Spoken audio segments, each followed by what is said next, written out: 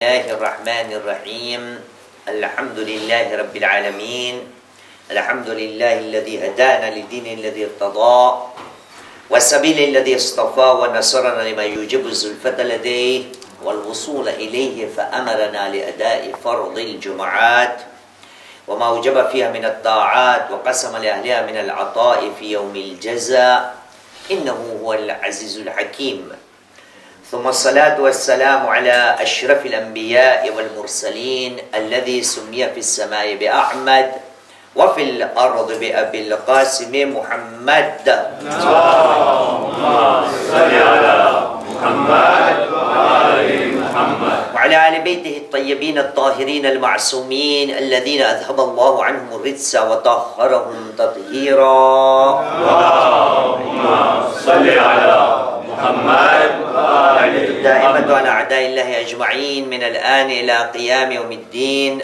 أما بعد أوصي نفسي أوصيكم بالتقوى فإن خير الزاد التقوى قال الله العظيم في كتابه بسم الله الرحمن الرحيم يا أيها الناس إنا خلقناكم من ذكر وأنثى وجعلناكم شعوبا وقبائل لتعارفوا إن أكرمكم عند الله أتقاكم آمنا بالله صدق الله العلي العظيم صلوا على محمد وآل محمد اللهم صل على محمد وآل محمد أما بعد فقد قال الله العظيم في كتابه الكريم وهو أصدق القائلين وقوله الحق بسم الله الرحمن الرحيم اعلموا أن الله شديد العقاب وأن الله غفور رحيم آمنا بالله صدق الله العلي العظيم وصدق رسوله الكريم ونحن على ذلك من الشاهدين رب اشرح لي صدري ويسر لي أمري واحلل عقدة من لساني يفقه قولي صلوا على محمد وآل محمد اللهم صل على محمد وآل نور محمد وجوهكم بالصلاة على محمد وآل محمد اللهم صل على محمد وآل أكبر رفاقكم محمد بالصلاة على محمد وآل محمد اللهم صل على محمد وآل محمد طيب وانفاسكم بأعلى أصواتكم بالصلاة على محمد وآل محمد اللهم صل على محمد وآل محمد وعجل فرجهم Chers frères, aujourd'hui, Inch'Allah Ta'ala, nous allons discuter ensemble de quelque chose que nous devons sans cesse se remémorer ensemble. Mais le grand problème, le sujet d'aujourd'hui, nous avons toujours l'habitude de prendre ce même sujet à moitié. Et dans notre communauté, nous avons tendance à donner beaucoup plus d'importance à l'une des deux moitiés et un peu trop peu sur l'autre moitié. Voilà pourquoi aujourd'hui j'ai choisi un verset du chapitre 5, Surat Al-Ma'ida, verset 98. Et je me souviens, avant 2 mois, exactement à peu près vers le 3 septembre, on en a parlé là-bas, en Gujarati. Aujourd'hui, j'ai jugé utile que ce même message doit être transmis ici, un jour de vendredi aussi. Sallu ala Muhammad wa ala Muhammad.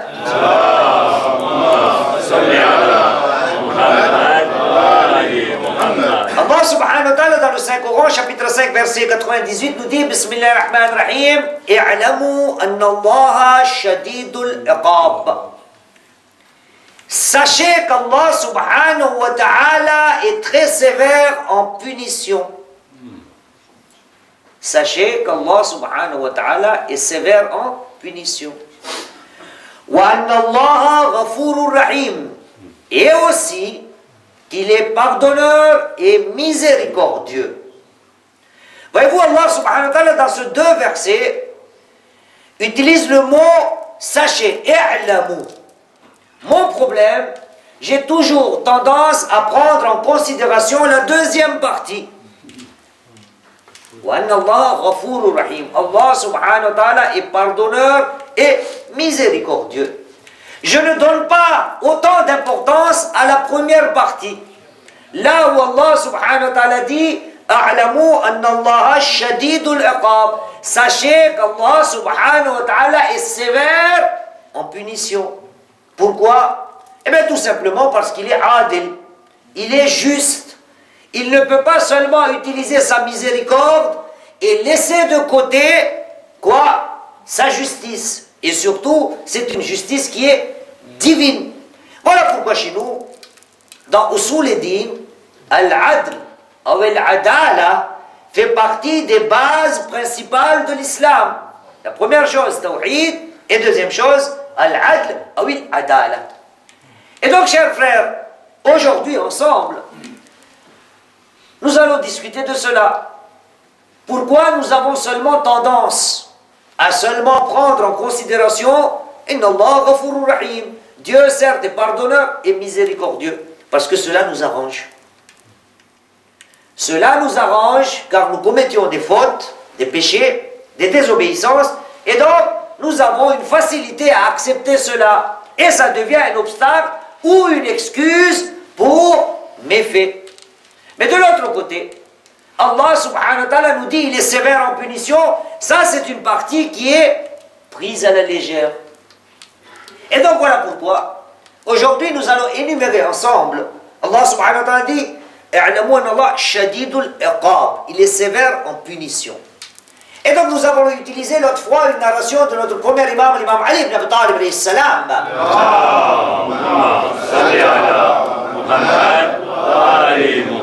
Et bien sûr, je dirais, il n'y a aucun doute, hein? Allah subhanahu wa ta'ala est Ghafurur Rahim. Il est pardonneur, il est miséricordieux. Ça, il n'y a aucun doute. La preuve, Allah subhanahu wa ta'ala nous parle de sa miséricorde dans le Saint-Coran, pratiquement sur chaque chapitre, à part Surat al-Tawbah. Dans le Saint-Coran, 114 chapitres et 114, Bismillahir Rahmanir Rahim. Bien. Mais aujourd'hui, parlons un petit peu de Shadidul Iqab. Il est sévère en punition.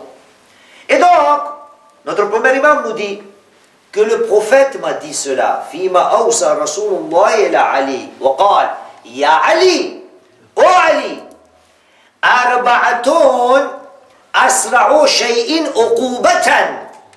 O Ali, 4 personnes, ils doivent savoir que la punition d'Allah subhanahu wa ta'ala leur sera attribuée ou réservée le plus rapidement possible. Nous, dans notre vie, nous prenons seulement Ghafurur Rahim. Shadidul Iqab, sévère en punition. Bien sûr, alhamdulillah, nous ne commettons pas des gros péchés. Nous, ça nous arrive de commettre des petits péchés. Et pour les grands péchés, alhamdulillah, pour les petits péchés, Allah subhanahu wa ta'ala, combien de fois avons-nous utilisé ce verset, le chapitre 4, verset 32, là où Allah subhanahu wa ta'ala dit, non, 31, Allah subhanahu wa ta'ala dit, Bismillahirrahmanirrahim, in tajtanibu kaba'ira ma tunhawna an, nukaffir ankum, sayyi'atikum wa nudkhilkum mudkhalan karima.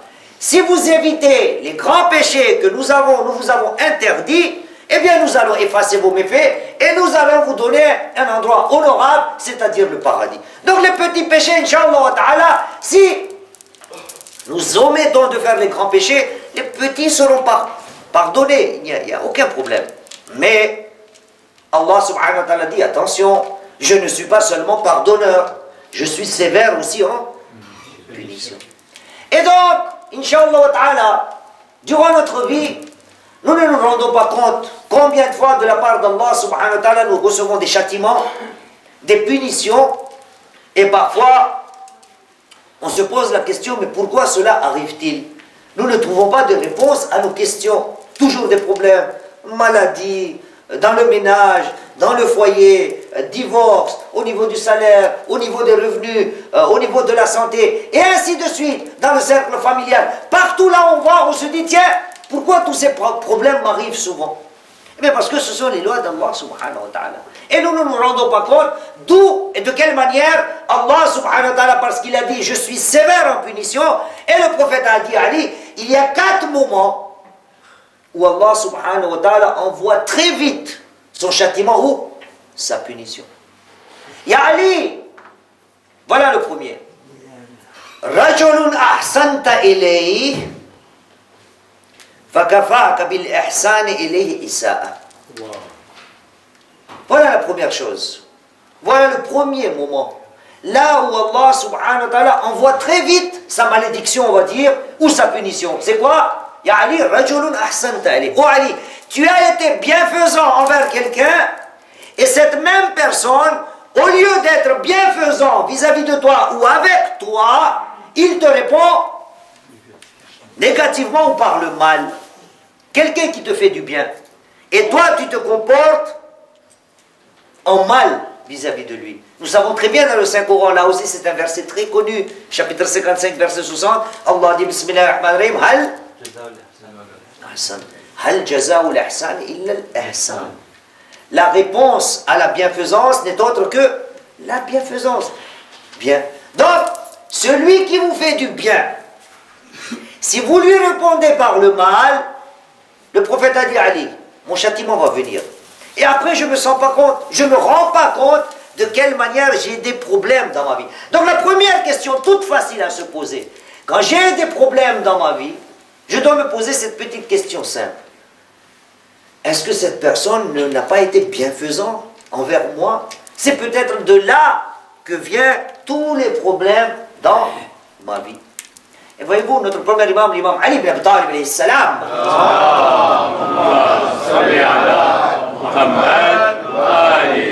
là aussi c'est une narration que je parlais à maintes reprises à propos du ihsan, à combien de fois à divers moments. Mais c'est toujours le moment de se rappeler les choses. Notre premier imam dit Ma ahsana ilayya ahadun qat wa ma asaa ilayya ahadun qat. L'imam alayhi salam nous dit je n'ai jamais été bienfaisant vis-à-vis de qui que ce soit. Wa ma asaa ilayya ahadun qat. Et personne ne m'a fait du mal. Est-ce que cela est plausible pour nous? Que l'imam Ali alayhi salam dise moi je n'ai jamais été bienfaisant vis-à-vis de quelqu'un, je n'ai jamais fait du bien à quelqu'un. L'imam Ali n'a jamais fait du bien à quelqu'un. Ils sont où? Les veuves, les veufs, les orphelins, tous les gens que l'imam Ali alayhi salam a aidés durant toute sa vie. Mais l'imam Ali dit je n'ai jamais été bienfaisant vis-à-vis de quelqu'un. Et personne ne m'a fait du mal. Ça aussi il le dit. Et donc quand l'imam Ali prononce ces paroles, les gens se demandent, Ya Ali, mais qu'est-ce que vous dites? Expliquez-nous. Et donc l'imam Ali répond tout simplement par le Saint-Coran. Il dit, n'avez-vous pas vu un verset dans le Saint-Coran du chapitre 17, verset 7, Surat Bani Israël, verset 7, là Allah subhanahu wa ta'ala dit, Bismillahirrahmanirrahim, In ahsantum ahsantum li anfusikum, wa in asatum falaha. Quand vous faites du bien, dites-vous bien que vous n'êtes pas en train de faire du bien à une personne. Au fait, en réalité, le bien que vous êtes en train de faire est pour vous-même. Donc l'imam alayhi salam dit, quand moi je fais du bien, au fait, c'est moi qui en profite.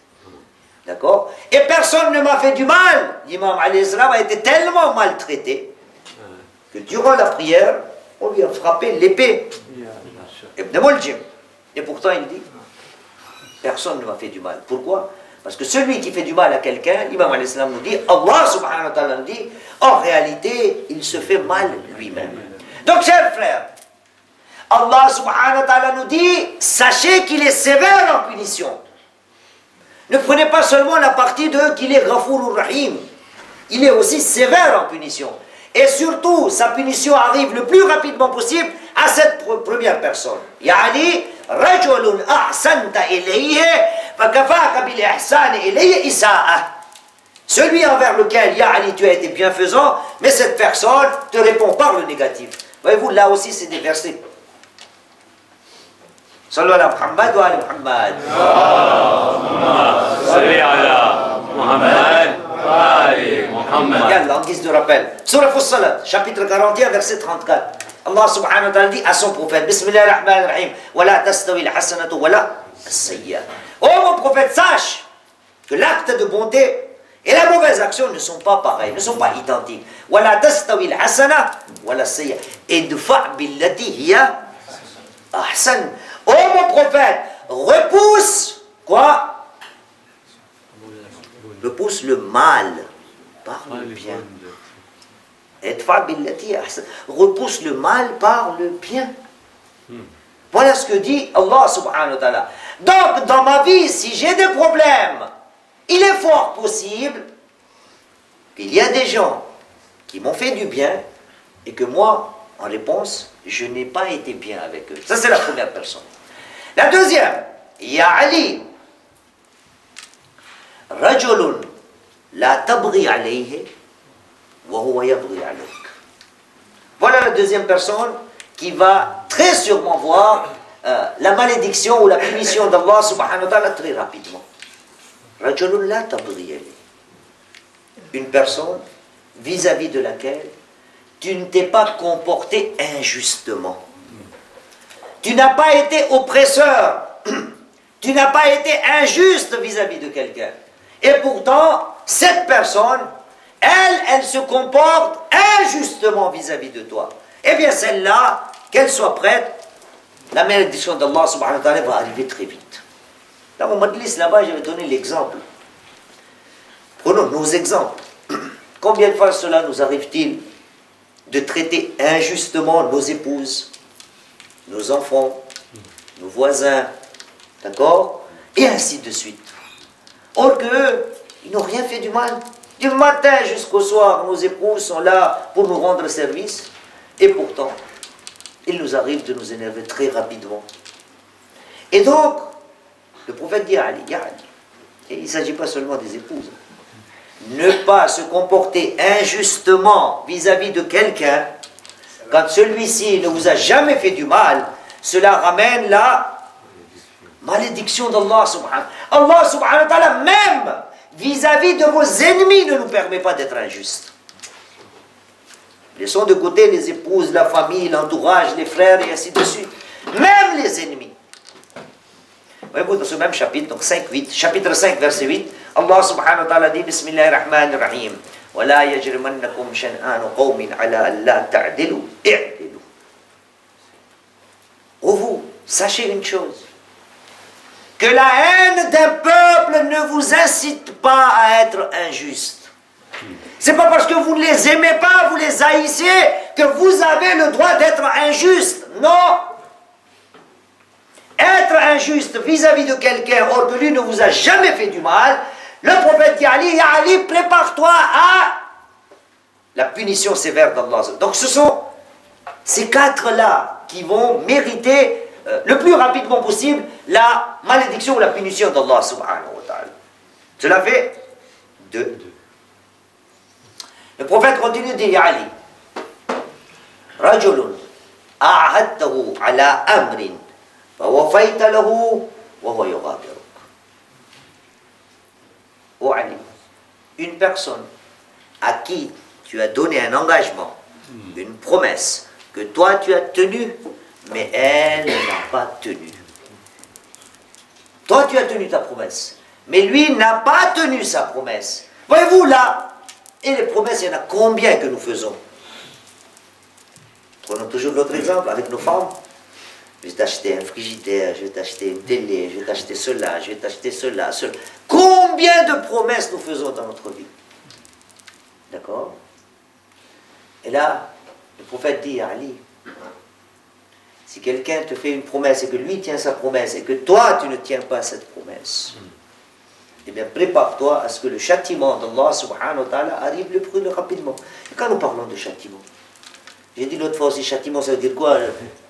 Le ciel va s'ouvrir comme surat Fil, Araïta Bismillahirrahmanirrahim, Tayrin, Ababil, Tarmin, min Hijarat, min Sijil. Est-ce que Allah subhanahu wa ta'ala va envoyer des oiseaux dans leur bec, des petits cailloux qui vont nous... Non. Iqab d'Allah subhanahu wa ta'ala n'est pas seulement ça. Les petits problèmes dans notre vie, ceux-là font partie de iqab, de la punition d'Allah subhanahu wa ta'ala. Et tenir sa promesse, combien de fois j'en parle, tellement important, que celui dont Allah subhanahu wa ta'ala fait l'éloge à lui aussi, qu'est-ce qu'il y avait comme défaut dans notre prophète? Notre prophète, Muhammad sallallahu alayhi wa sallam.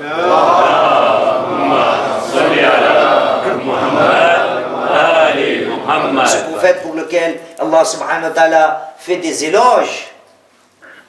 Dans Surat Al-Qalam, le chapitre 68, verset 4, là où il dit Bismillahirrahmanirrahim, Wa innaka la'ala khuluqin azim.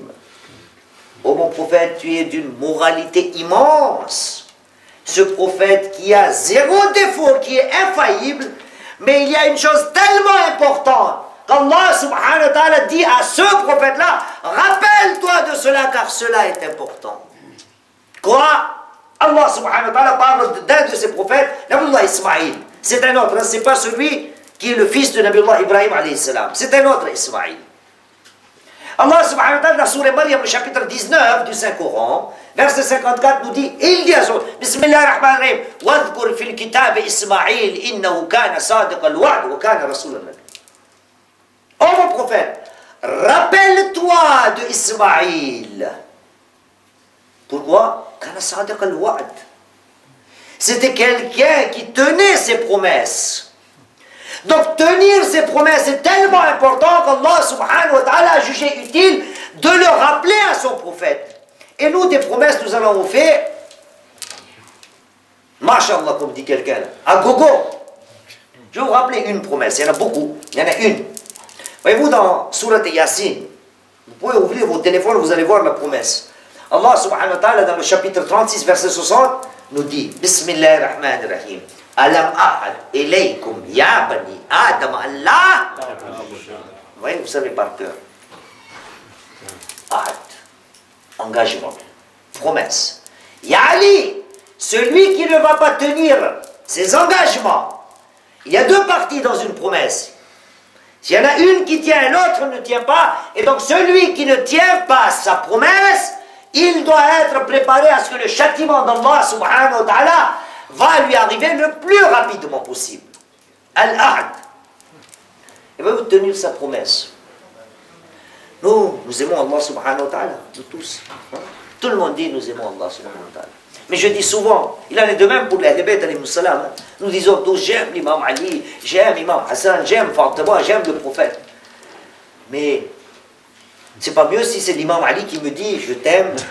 Parce que c'est trop facile de dire j'aime Allah. Moi je voudrais entendre Allah me dire Ya Cheikh Moïse, je t'aime. Comment entendre cela? Que lui me dise, que les Ahlul-Bayt alayhimus salam me disent je t'aime. Pour moi c'est trop facile de déclarer j'aime Allah, j'aime Al-Hussein alayhi salam. Sallu ala Muhammad wa ala Muhammad. Allahumma salli ala Muhammad wa ala Muhammad. Allah subhanahu wa ta'ala dans le chapitre 3 verset 31, à l'Imran 31 nous dit Bismillah ar-Rahman Qul. Oh mon prophète dit-leur Qul in kuntum tuhibbuna Allah fattabi'uni yuhibbukum Allah. Dis-leur, si vous déclarez aimer Allah subhanahu wa ta'ala, fattabi'uni, suivez mes pas. Oh mon prophète, dis-leur, il faudra suivre les pas du prophète et les pas d'Ahl-Bayt alayhimus salam. En conséquence, qu'est-ce qu'il y aura? Yuhibbukum Allah. Là, Allah va dire, je vous aime. Allah subhanahu wa ta'ala va vous aimer. Sallu ala Muhammad wa ala Muhammad. Allahumma salli ala Muhammad wa ala Muhammad. Donc, chers frères, tenir ses promesses est tellement important que le prophète a dit, celui qui ne tient pas ses promesses, et après, qu'il se prépare. Allah subhanahu wa ta'ala est quoi? I'lamu anna Allaha shadidul iqab. Sachez qu'Allah subhanahu wa ta'ala est sévère en punition. Là aussi, il y a beaucoup à dire, mais on n'a pas le temps. Dernière chose. Alaykoum salam wa rahmatullah. Sallu ala Muhammad wa ala Muhammad. Allahumma salli ala Muhammad wa ala Muhammad. Troisième chose. Rajulun wasala qarabatahu wa hum qati'un. Voilà la quatrième personne. Celui qui va mériter le plus rapidement le châtiment ou la malédiction ou la punition d'Allah subhanahu wa ta'ala. C'est quelqu'un qui s'efforce de ne pas rompre les liens de famille ou les liens de parenté. Et or en face, on ne veut faire aucun effort. Il y a des gens dans le monde qui ont eu des problèmes, des petites querelles dans la famille, d'accord? Et après, ils regrettent. Donc, ils font demi-tour. Ils reviennent en disant, bon, c'est bon, on efface tout, pardon. Mais, rajulun wasala qarabatuhu, c'est proche. Wasala, ils se rapprochent d'eux. Mais eux, qata'u, ils ne veulent plus en parler.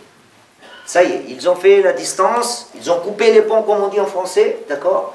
Ils ne veulent plus remonter sur le pont. Ces gens-là, le prophète dit Ali, dis-leur qu'ils se préparent au châtiment. Et cela, le plus rapidement possible. De quelle manière? Il y en a beaucoup.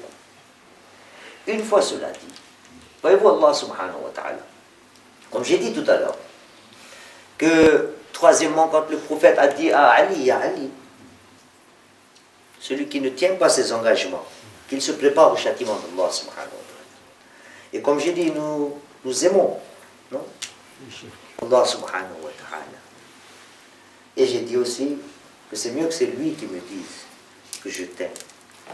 Voyez-vous, tenir ses engagements. Quand Allah subhanahu wa ta'ala dit à son prophète que rappelle-toi de Ismaïl, il a été sincère et juste, sadiq al-wa'd, qui tenait ses promesses. Et tout juste après, chapitre 19, verset 55,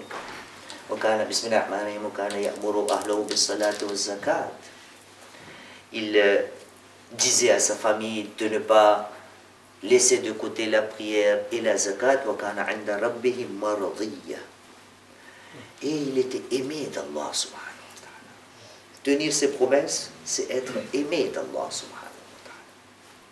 Et donc, revenons à nos moutons, en quatrième partie, celui qui coupe les liens. Être aimé d'Allah subhanahu wa ta'ala. Donc être proche d'Allah subhanahu wa ta'ala. Voyez-vous de quelle manière Allah subhanahu wa ta'ala a utilisé des termes, dirons-nous, très sévères à propos du fait de couper les liens de parenté, les liens familiaux. Allah, c'est le premier verset de Sourate An-Nisa, chapitre 4, verset 1. Allah subhanahu wa ta'ala dit Bismillahir Rahmanir Rahim Wattaqullaha alladhi tasa'aluna bihi wal arham wa kana Allahu alaykum raqiba. Craignez Allah subhanahu wa ta'ala au nom duquel vous vous connaissez et craignez Allah subhanahu wa ta'ala pour le fait que vous coupiez, vous rompiez les liens de parenté et cela n'est pas facile. Pour cette chose-là, Allah subhanahu wa ta'ala dit wa kana Allahu alaykum raqiba. Allah subhanahu wa ta'ala regarde très sévèrement sur vous. Il n'est pas prêt à accepter que vous rompiez les liens de parenté. Et c'est tout simple à expliquer. 27 minutes, je finis. 30 on va faire. Hein? Sallu ala Muhammad wa ala Muhammad. Allahumma salli ala Muhammad wa ala Muhammad. Tout simplement parce que je vais expliquer. Allah subhanahu wa ta'ala n'accepte pas qu'on rompt les liens de parenté familiaux. Pourquoi? C'est quelque part quand je n'accepte pas ces liens-là, je suis en train d'accuser Allah subhanahu wa ta'ala par ou pour sa non-sagesse. J'ai eu un oncle avec qui je ne suis pas en bon terme. Et donc je dis à Allah subhanahu wa ta'ala, la faute c'est pas moi. C'est toi qui m'as donné un oncle pareil. Lui il ne se voit pas. Un oncle pareil, je ne t'ai jamais demandé. Alors là, ça c'est des oncles et des tantes. N'en parlons même pas des parents. Les enfants qui sont en mauvais termes ou qui ne sont pas en bon terme avec leurs parents, ce sont des enfants qui sont en train de dire indirectement à Allah subhanahu wa ta'ala, Ya Allah, c'est pas moi qui t'ai demandé d'avoir des parents aussi. C'est leur faute, c'est pas ma faute, c'est ta faute. Voilà pourquoi Allah subhanahu wa ta'ala dit wa kana Allahu alaykum raqiba. Raqib, beaucoup de choses. Hein? Le mot raqib a été utilisé maintes fois dans le Saint-Coran. Voyez-vous, même pour les paroles, il a utilisé ces mêmes mots-là. Allah subhanahu wa ta'ala, par exemple, dans Sourate Qaf, verset 18, chapitre 50, verset 18, il utilise le même mot. Bismillahirrahmanirrahim. Wa ma yalfadhu min qawlin illa ladayhi raqibun atid. Raqib, c'est celui qui regarde, qui supervisionne, qui ne lâche rien, c'est des caméras de surveillance. Caméra cachée, c'est pour les blagues. Ici, c'est pas de la blague. Ici, c'est des caméras de surveillance. Raqib, Allah subhanahu wa ta'ala n'est pas prêt à accepter que je romps mes liens de parenté avec ma famille. Et tout de suite après, le sujet n'est pas fini, hein? On peut encore parler 30 minutes, mais je finis. Pour ces 4 personnes-là, celui qui t'a fait du bien et que lui te répond par du mal, celui sur lequel, ou avec laquelle, ou avec celui-là, tu n'as jamais traité par de l'injustice, or que lui, il est injuste envers toi. Celui avec qui tu as fait un engagement, une promesse, lui tient ses promesses, mais l'autre ne tient pas. Celui qui rompt ses liens de parenté, or que la personne en face est en train de les... Yallah, le mot, aidez-moi. De les ressouder, dirons-nous. Qu'est-ce qui leur arrive, ces personnes, ces quatre-là, qu'est-ce qui leur arrive? Le prophète continue de dire, Ya Ali, man istawla alayhi ad-dajar, rahat anhu raha. Ô Ali, celui qui est rentré dans la morosité, qui est tombé dans la morosité, eh bien qu'il se prépare à quoi? Rahat anhu raha. La tranquillité de sa vie va partir. Qu'est-ce que la morosité? On ne va pas faire un cours de français. Urdu, Gujarati, mais usko kehte sang dili. Celui dont les cœurs sont morts. Celui-là qui se prépare. Et si nous disons il n'y a pas de châtiment, la petite punition d'Allah subhanahu wa ta'ala, elle est là, mentionnée par le prophète. Rahat anhu raha. Qu'il se prépare à n'avoir jamais la tranquillité dans sa vie. Raha, le repos, fini, ça va partir. Parce que c'est quelqu'un dont le cœur est mort. Quelqu'un te fait du bien, tu réponds par du mal. Quelqu'un qui t'a jamais fait du mal, qui n'a jamais été oppresseur vis-à-vis de toi, et toi tu réponds par ad-dhulm. Quelqu'un qui a tenu ses promesses et toi tu ne les tiens pas. Quelqu'un qui se rapproche de toi et toi tu t'éloignes de lui. Voilà, c'est un cœur qui est mort. Et la moindre des châtiments, dirons-nous, n'est autre que la non-tranquillité. هذا والحمد لله رب العالمين. ربنا تقبل منا إنك أنت السميع العليم. بسم الله الرحمن الرحيم. والعصر إن الإنسان لفي خسر إلا الذين آمنوا وعملوا الصالحات وتواصوا بالحق وتواصوا بالصبر.